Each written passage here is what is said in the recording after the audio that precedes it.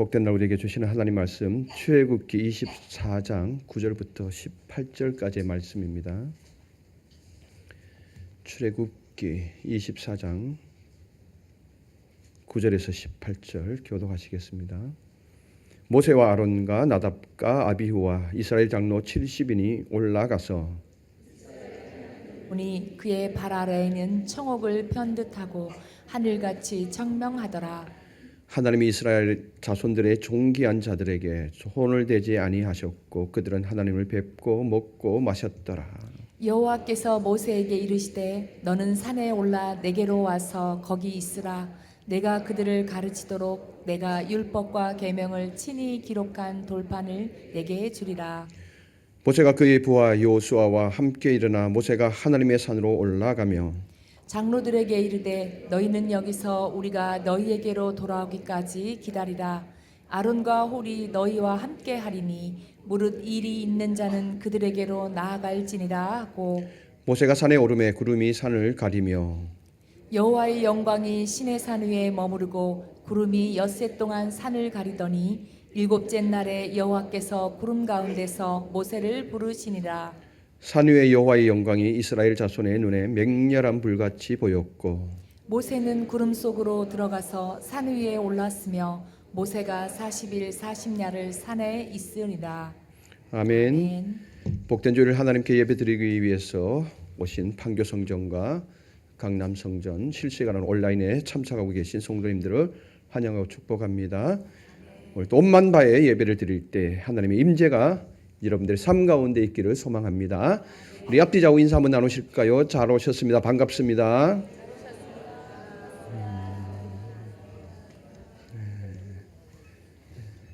우리는 함께 천국을 향해 올라가는 동무들입니다. 잘 사귈 수 있기를 바랍니다. 여러분, 지금까지 살아오면서 최고의 순간을 떠올린다면은 언제일까요? 원하는 대학에 합격했을 때, 아니면 좋은 배우자를 만나서 결혼했을 때, 정말 감격스럽죠. 아니면 여러분들 학수고대 하던 내 집을 마련했을 때, 아니면 반석교회를 만났을 때, 제가 목회를 잘 못하는가 봐요. 이럴 때는 아멘이 많이 나와줘야 되는데 반석교회를 만났을 때 어떤 분들은 운전면허 땄을 때 가장 감격스러웠다고 그러대요. 운전면허 따는 게 뭐라고. 대학 합격하는 것보다 더 좋았다고 그러더군요. 근데 우리가 신앙인이다 보니 하나님과 관계를 무시할 수는 없잖아요. 파스칼은 이렇게 이야기를 합니다. 피조물인 인간에게는 하나님으로만 채울 수 있는 빈 공간이 있다라고 말씀합니다. 그 어느 것도 이 공간을 채울 수 없다라는 거예요. 사람들은 이 빈 공간을 메우기는 메워야 되는데 다른 것으로 메우려고 하죠. 돈으로 메우려고 돈을 끌어당깁니다. 혹은 사랑으로 메우려고 이것을 끌어당깁니다. 명예로 메우려고, 지식으로 메우려고 끌어당깁니다. 그런데 이 공간은 그것으로 채우면 채울수록 더 공허함이 커진다라는 거예요. 근데 그 공간에 하나님이 들어가야 이 공허함이 사라지게 된다라는 것입니다. 곰곰이 생각을 해보면 우리의 삶의 최고의 순간은 바로 이 인격적인 하나님을 만난 것이고 그 하나님으로 우리의 이 빈 공간이 채워져서 오늘 또 은혜로 살아갈 수 있다라는 것, 이것이 최고의 순간이고 감격의 순간이 아닐까라는 생각을 해봅니다. 우리는 그 하나님을 매주 만나기 위해서 성전에 올라옵니다. 오늘 또 우리는 이 성전에 올라와 있습니다. 그렇다면은 지금까지 예배를 통해 하나님의 현현, 하나님의 나타나심을 늘 경험하고 있는지요? 아니면은 습관으로 타성에 젖어서 드리고 있지는 않은지요. 오늘 이 부분에 대해서 한번 생각해 보았으면 좋겠습니다.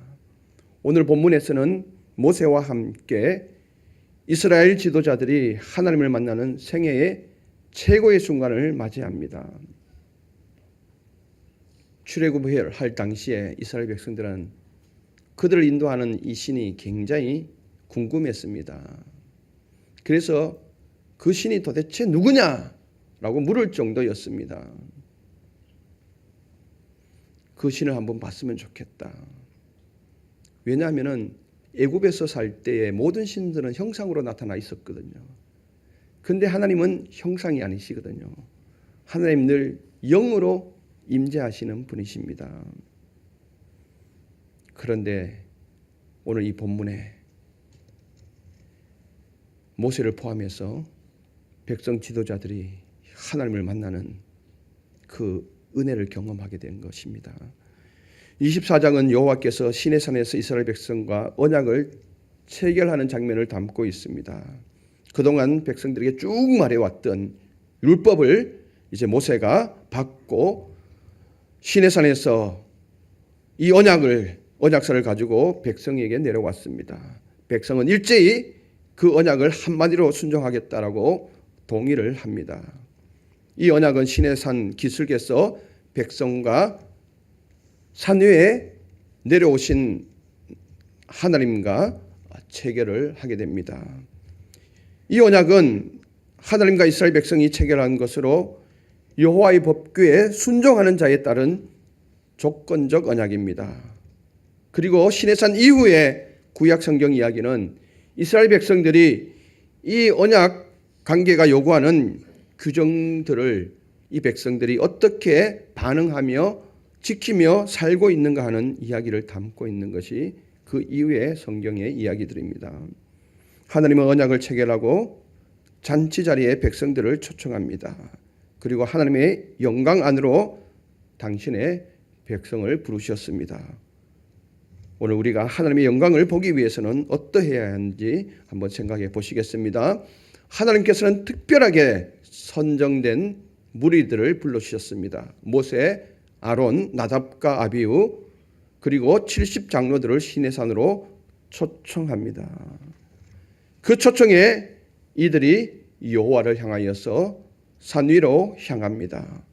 이미 그 산은 하나님이 시내산이 이 백성들이 시내산에 도착할 때에 그 하나님의 영광을 침범하지 않도록 하기 위해서 라인을 그어 놓으셨습니다. 선을 그어 놓으신 거죠. 그래서 하나님께서 하나님의 임재의 상징인 시내산에 접근하는 것을 금지시켰던 것입니다. 그런데 오늘 특별하게 선택된 자들은 이 선을 넘을 수가 있게 된 것이죠. 출애굽기 19장 12절 말씀 한번 읽어보실게요. 너는 백성을 위하여 주위의 경계를 정하고 이르기를 너희는 삼가 산에 오르거나 그 경계를 침범하지 말지니 산을 침범하는 자는 반드시 죽임을 당할 것이라. 아멘. 아멘. 경계를 정하시고 그 경계를 침범하는 자는 반드시 죽임을 당할 것이다. 우리가 어떤 사건이 일어나면은 그 사건을 보존하기 위해서 폴리스 라인을 설치하죠. 그 선은 관계자 외에는 들어가면 안 됩니다. 마찬가지로 이스라엘 백성들이 시내산에 도착했을 때 하나님의 임재의 상징인 이 거룩한 산에 백성들이 궁금해도 올라오지 못하도록 하기 위해서 하나님의 거룩을 지키기 위해서 그 산에다가 경계를 정하셨습니다. 혹시라도 이 경계를 넘는 자들은 반드시 죽임을 당할 것이다. 강력하게 경고하는데요. 그래서 이 산은 아무도 오를 수 없었던 것입니다. 이러한 엄격한 제한을 하나님께서는 당신 자신이 푸십니다. 그리고 모세와 백성의 지도자들을 부르신 것입니다. 이것이 은혜죠. 부름을 받은 백성은 여호와를 향하여 산 위로 올라갑니다. 하나님의 말씀을 믿고 이제는 그들은 올라가기만 하면 되는 것이죠. 초청을 한 하나님은 이스라엘 백성을 향하여서 이미 산 아래로 내려와 계십니다. 우리는 여기서 깊이 생각해 보아야 합니다. 하나님께서 하나님의 영광으로, 그 영광 속으로 특별히 백성의 지도자들을 초청해 주셨습니다. 초청된 자들만이 하나님이 지정해 놓은 그 경계를 넘어서, 그리고 그 경계를 넘어선 자들은 하나님의 영광을 볼 수 있었던 것입니다. 그들이 하나님의 영광을 보고도, 하나님을 직접 보고도 아무런 일이 일어나지 않았다라고 성경은 기록하고 있습니다. 24장 10절 11절 말씀 한번 보실까요? 이스라엘의 하나님을 보니 그의 발 아래에는 청옥을 편 듯하고 하늘같이 청명하더라. 하나님이 이스라엘 자손들의 존귀한 자들에게 손을 대지 아니하셨고 그들은 하나님을 뵙고 먹고 마셨더라. 아멘. 아멘. 19장 12절에 경계를 넘어선 자들은 반드시 죽는다고 했는데 이들은 죽지 않았다라는 것입니다. 이들이 산 위에 올라가니 이미 그 산에 내려오신 하나님의 그 임재를 보게 된 것입니다. 근데 그 임재를 보니까 그 상황이 너무 감격하고 황홀해서 이 백성들이 고개를 들지 못하는 거예요. 그래서 보니까 그의 발 아래 펼쳐진 광경만 봤다고 성경은 기록하고 있습니다. 근데 그 발 아래 펼쳐진 이 광경이 어떤 광경이냐 하면은 감히 고개도 들지 못하고 부복하여서 발 아래 펼쳐진 광경을 보는데 청옥 같았다라는 겁니다. 청옥을 편 듯하고 하늘같이 청명하였더라. 구름 한 점 없는 아주 새파랗고 깨끗한 하늘과 같은 말로 표현할 수 없는 하나님의 임재를 마주하게 된 거죠.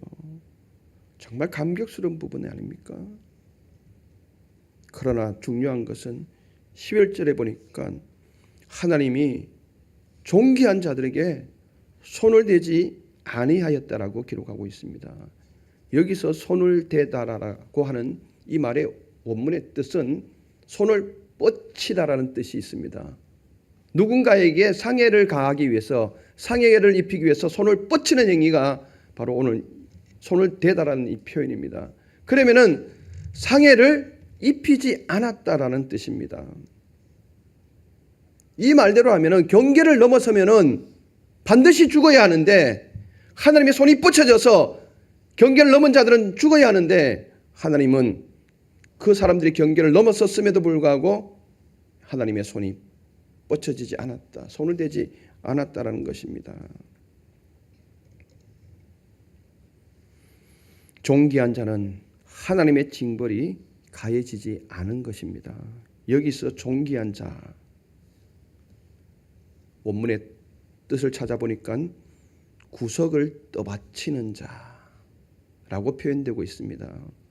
여러분들 오늘 이 성전에도 좌우에 보면은 크고 작은 기둥들이 서 있습니다. 이 지금 건물을 지금 이 기둥으로 인하여서 떠받치고 있죠. 그래서 이 건물이 지금 안전한 것입니다. 바로 구석을 떠받치는 자들은 기둥 같은 자들을 말합니다. 하나님은 이스라엘의 기둥 같은 자를 특별히 초청하여서 하나님의 영광 안으로 들어오게 하셨다라는 것입니다. 이들은 그 하나님을 보았음에도 하나님이 정하신 그 경계를 넘었음에도 아무런 해를 입지 않고 영광 안으로 들어간 것입니다. 여러분들 여기에 귀한 의미가 있습니다. 좁은 의미에서 봤을 때 하나님은 성전에 기둥같이 떠받치고 있는 자들을 존귀하게 여긴다라는 거예요. 여러분들이 정말 한 구석이라도 반석교회라는 이 교회의 한 구석이라도 떠받칠 수 있는 기둥이 되었으면 좋겠습니다. 오늘 장로님께서 기도를 해주셨는데 각자의 자리에서 지금 성전을 떠받치고 있기 때문에 이 성전이 안전한 거예요. 그렇게 기둥같이 떠받치는 자들을 하나님은 존귀하게 여기신다라는 거예요. 그 존귀하게 여기는 자들에게 하나님은 하나님의 영광을 보여주신다라고 분명하게 말씀하고 있습니다. 여러분들이 모두가 크고 작든 기둥이 클 수도 있고 작을 수도 있지만은 이 교회를 떠받치는 기둥이 되어져서 하나님께 존귀함을 받고 그리고 날마다 하나님의 임재를 경험했으면 좋겠습니다. 그 하나님의 영광 안으로 여러분들이 들어갔으면 좋겠습니다. 이게 좁은 의미의 존귀한 자입니다. 그러면 넓은 의미에서 이 존귀한 자는 누구일까? 바로 오늘 우리들입니다. 이 안에서 드리고 있는 우리 모두가 존귀한 자들입니다. 우리는 예수 그리스도의 십자가의 은혜로 이미 존귀한 자가 되었지요. 에베소서 1장 5절 말씀을 한번 보시겠습니다. 그 기쁘신 뜻대로 우리를 예정하사 예수 그리스도로 말미암아 자기의 아들들이 되게 하셨으니 아멘. 아멘. 하나님은 이 일을 기뻐하셨다라는 거예요. 우리를 당신의 자녀로 오래전에 삼으셨다라는 이것을 하나님은 기뻐하셨다는 것입니다. 그리고 하나님의 시간이 되어져서 예수 그리스도를 이 땅에 보내주심으로 말미암아서 그 십자가의 구속의 은혜로 그 예정하신 자들을 당신의 아들로 삼아주셨다는 것입니다. 당신의 아들로 삼아주신 자들이 존귀한 자들입니다. 그렇기 때문에 오늘 우리 모두는 존귀한 자입니다. 그래서 아버지께 이렇게 선택된 자만이 존귀한 자가 되어져서 하나님의 은혜에 들어갈 수 있는 자격을 얻은 것이죠. 그래서 오늘 저와 여러분들은 이 자리에 앉아서 예배 드릴 수 있는 것입니다. 제가 늘 말씀드리잖아요. 이 자리에 아무나 앉아 있을 수 있는 자리가 아닙니다. 하나님이 허락하시고 선택된 자들만이 세상의 경계를 넘어서 이곳 안으로 들어올 수 있다라는 것입니다. 이것이 은혜입니다. 하나님은 이러한 자들을 하나님의 영광으로 부르셨습니다. 우리는 6일간의 삶의 자리에서 일상을 살았습니다. 그리고 하나님은 이렇게 특별한 날을 정하시고 특별히 선택된 존귀한 자들을 예배 자리로 초청하셨습니다. 그렇기 때문에 우리는 이 초청에 한편으로는 두렵고 떨리는 마음으로 이곳을 향하여 올라와야 합니다. 또 한편으로는 설레는 마음으로 기쁨을 안고 성산인 성전을 향해서 나와야 합니다. 그래야 하나님의 은혜가 경험되어집니다. 그 은혜를 받아야 우리가 일상을 또 살아갈 수 있습니다.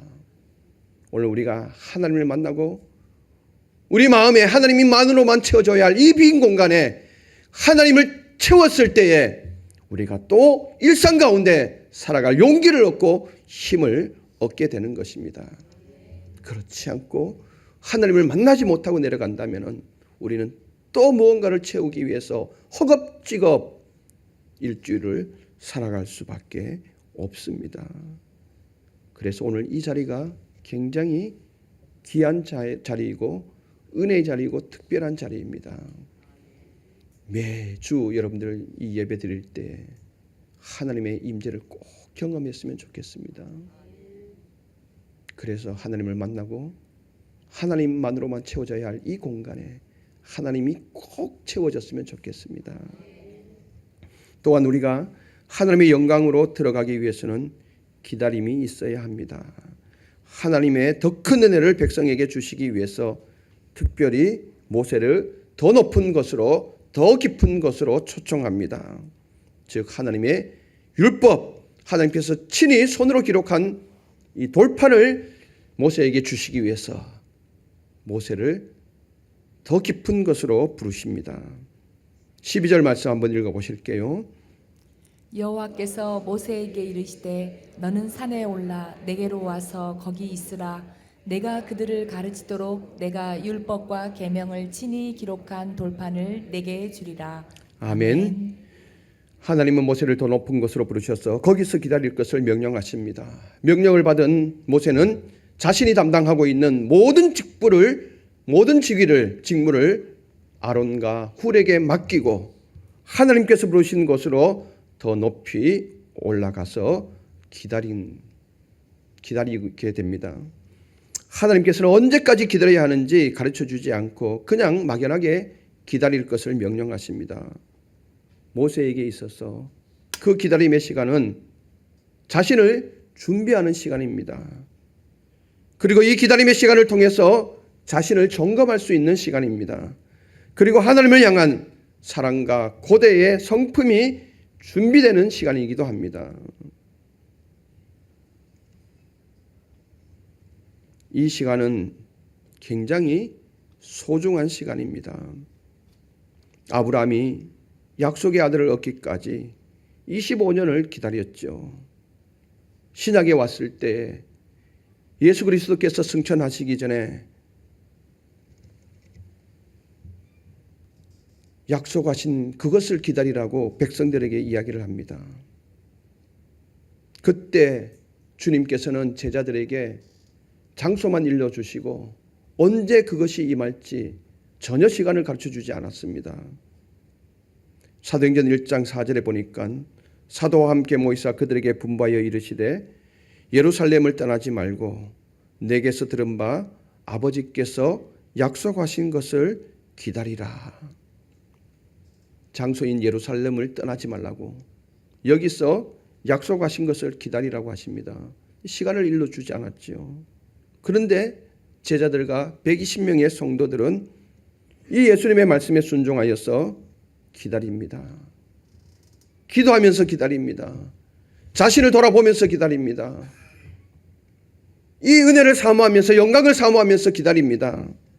그 결과 열흘 동안 기다린 끝에 성령이 불의 혀같이 강력하게 임재하는 그 현상을 체험하게 된 것이죠.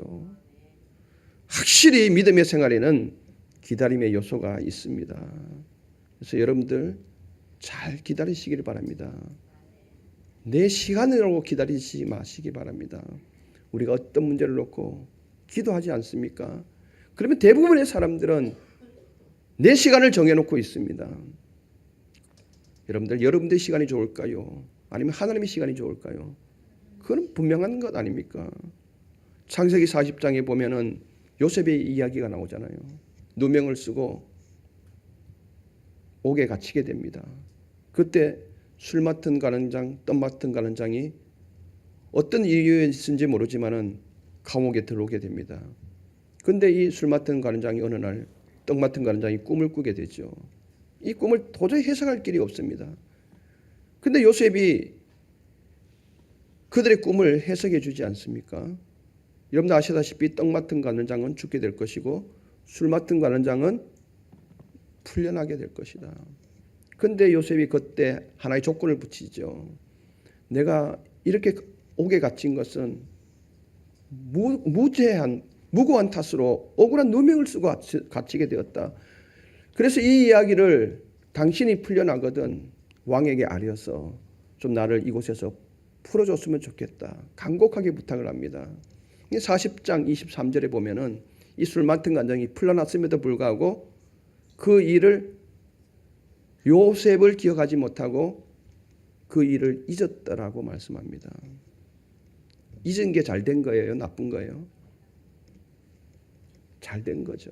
만약에 술 맡은 간장이 그 자리에서 기억하고 이야기를 안 했다면 요셉이 돌아가야 할 위치는 어디입니까? 기껏 해봐야 종의 자리거나 아니면 다른 어디로 소속되어 가겠죠. 그런데 하나님은 하나님의 시간을 걸어놓은 거죠. 기다려야 되죠. 그리고 얼마 지난 후에 어떻게 됩니까? 30세에 국무총리 대신되지 않습니까? 여러분, 기다려야 할 때는 기다려야 합니다. 모세도 하나님께서 부르신 산에서 6일을 기다리다가 7째 날 하나님의 영광으로 들어갑니다. 아마 6일을 기다리는 동안 모세는 굉장히 답답했을 것입니다. 그러나 그 시간은 자신을 다스리는 시간이고 자신을 점검해 보는 시간입니다. 16절 말씀 한번 같이 읽어보실게요. 여호와의 영광이 시내산 위에 머무르고 구름이 엿새 동안 산을 가리더니 7째 날에 여호와께서 구름 가운데서 모세를 부르시니라. 아멘. 아멘. 이와 같이 계시도 그것을 받기 위해서는 기다려야 합니다. 은혜를 받기 위해서도 기다려야 합니다. 약속된 선물이지만은 그 선물도 기다림이 필요하다는 것입니다. 그런데 우리가 요즘엔 잘 기다리지 못해요. 3분, 5분도 못 기다려서 1분이면 오케이, 1분 컵라면, 즉석 떡볶이. 특히 우리나라 모든 것이 빠르죠. 너무 빠릅니다. 빠름에 익숙해 있다 보니까 젊은 세대들이 잘 기다리지 못합니다. 나이 드신 어른들의 세대를 보면은 기다림의 연속이었거든요. 힘든 일이 있어도 고난이 있어도 기다려야 했거든요. 그 기다림 속에 그 인생의 한 켠을 들어보면은 그 인생에서 묻어난 진솔함이 있었거든요. 근데 우리 젊은 세대를 보면은 인생에서 묻어나는 그 진솔함이 잘 보이질 않는 거예요. 잘 기다리지를 못해요. 음식을 시키면 너무 성격이 급하니까 편하게 기다리도록 위치 정보를 제공해 주지 않습니까? 음식을 주문하면은 예상 시간이 쫙 뜨죠.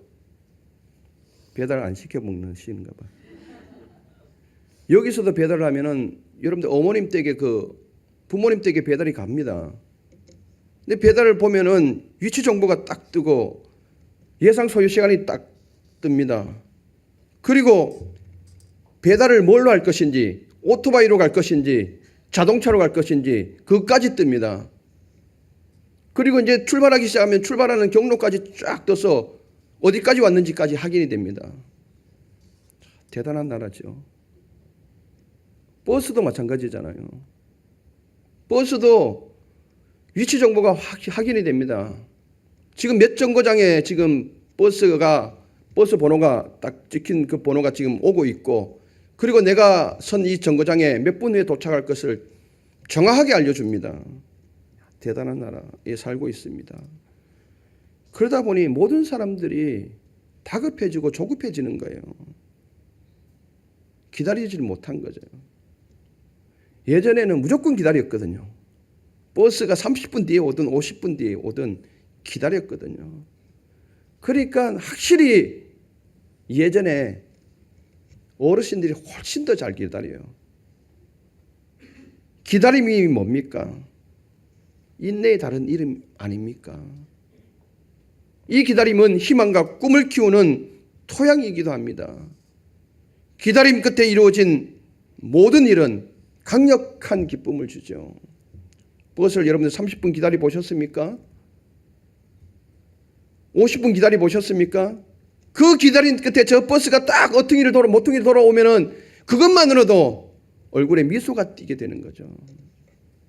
기다림의 미학이 아닙니까?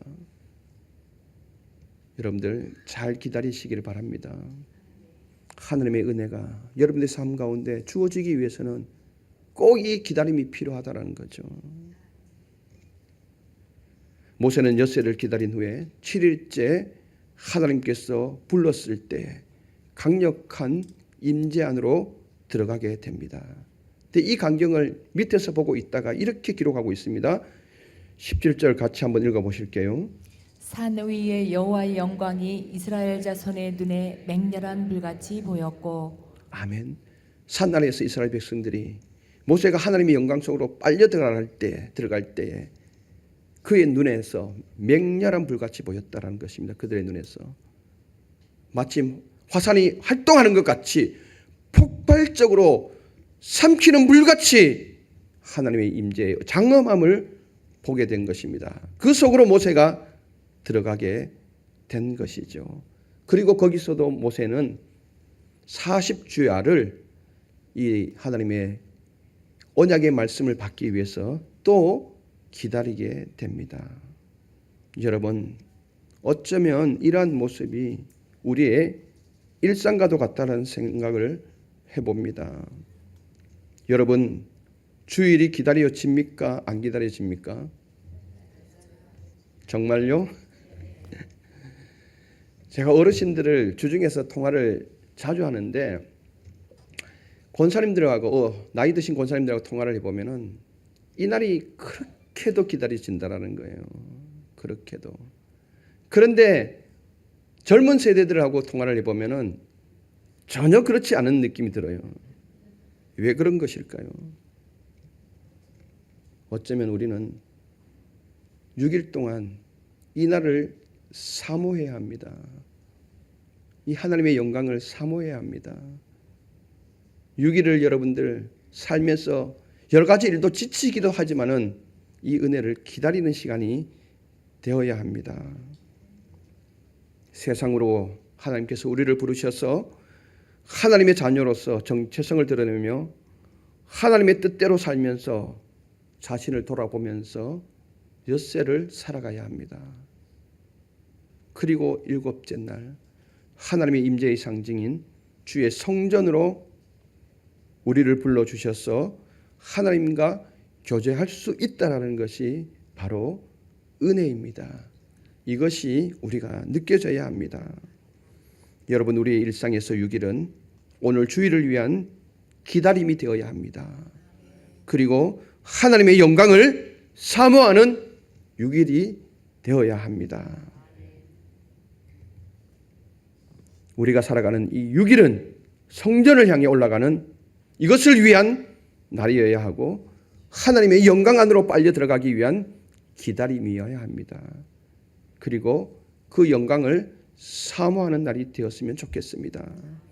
그럴 때 하나님이 이 특별하게 지정해 놓은 이 날에 특별함 속에 드리는 이 예배 가운데 하나님의 영광이 여러분들 가운데 임하게 될 줄로 믿습니다. 이러한 은혜가 있기를 축복합니다.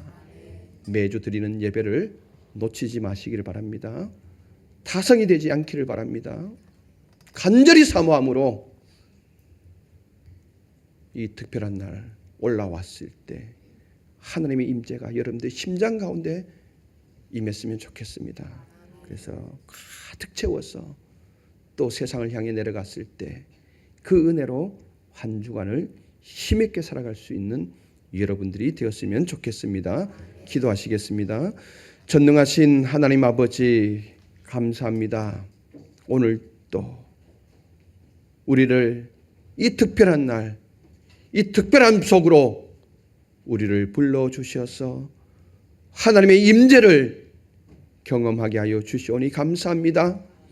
하나님만으로 채워져야 할 우리의 마음의 공간에 오늘 또 이 예배를 통하여서 하나님이 채워지게 하여 주시고 이 하나님이 채워짐으로 말미암아서 또 한 주간 살아갈 때에 힘있는 삶이 되게 하여 주시옵소서. 한 주간의 삶이 은혜를 향한 기다림이 되게 하여 주시고 하나님의 임재의 영광을 사모하는 기다림이 되게 하여 주시옵소서. 예수 그리스도 이름으로 기도드리옵나이다. 아멘.